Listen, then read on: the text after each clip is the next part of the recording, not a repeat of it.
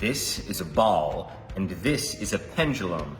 It's missing the string, but it still works. You set the pendulum on the table, drop the ball, and the ball will swing back and forth almost forever.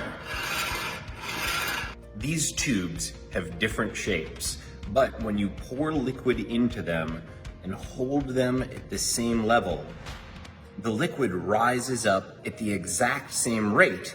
You would think it might fill up one of the smaller tubes before the bigger tubes, but it fills them all up at the exact same time. This gadget uses centripetal force to stop your coffee from spilling. Usually if you have a full cup of coffee and you try to transport it somewhere, it's gonna spill out all over the edges with the slightest movement. But if you put your coffee in this device here, then as it moves around, it will always go to the bottom thanks to centripetal force. I can pick it up, it doesn't spill. I can swing it around big time like that, but as long as the motion is fluid, it will not spill a single drop. This is a nail, and this is a balloon. Look what happens when I press the nail into the balloon. No big surprise. The surprise happens when you get a ton of needles. You would think it'd be easier for a ton of needles to pop the balloon, but because the weight is evenly distributed, the balloon will not pop. This is memory wire. It's wire that remembers its shape even when you unbend it. It all has to do with the temperature. When the wire's at room temperature, it'll take whatever shape you bend it out to be. But if you heat it up with a little hot water, it will go back to its starting shape. Let's try this out here.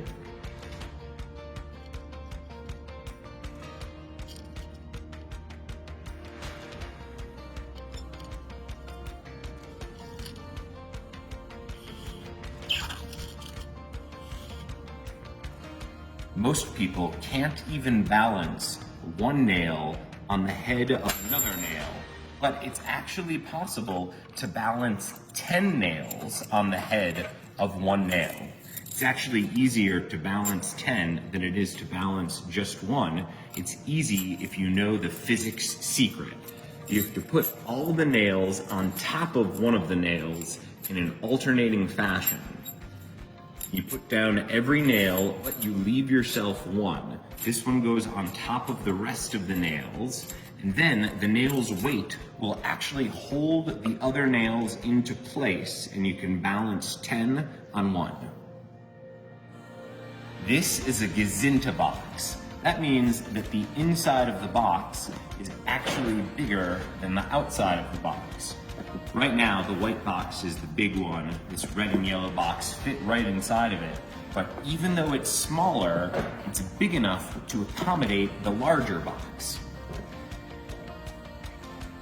That's just basic physics. This is a wave machine. When I turn the handle right there, it's gonna make 3 different types of waves. The first one you'll see along the black circles, the second one you'll see along the gray hexagons, and the last one you'll see going up and down with the gray lines there. Look at this. Here's the first wave. Now you can see the next type of wave, and then here's the last type.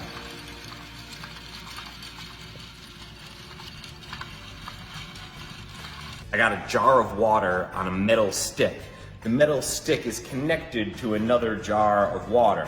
If I flip it upside down there, you can see that there's a buoy hanging from the lid of that jar, same with the other side. Then you put this on the peg there, and that means we can give this a nice spin. Now when we do, the buoys are gonna travel to the side of the jar, but it's not the side you think. Look at this, the buoys are actually going to the middle. This machine runs forever.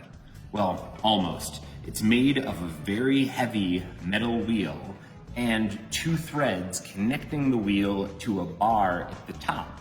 When the wheel gets to the top, it's filled with potential energy. Then, as you let it go, it converts to kinetic energy, bounces down, rolls itself back up, giving it more potential energy, which converts into kinetic energy again. I'm gonna let it go, and we'll see how long it can go for before it loses height. All right, here we go. 3, 2, 1 and drop. Goes down, and then it goes almost back to its exact starting place. If you look, the amount of space that's going down each time is minimal. This is as close to a perpetual motion machine as you're gonna get. This end of the machine here is taller than that end down there. Check it out. Tape measure, this end is about 2.5 inches, but if we go down to this side, it's only 2 inches.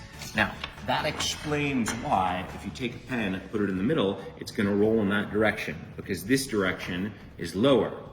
However, it's a little different with this block of wood. See, this block of wood, because of the way it's shaped, it does not roll down the machine like the pen. The block of wood rolls up the machine.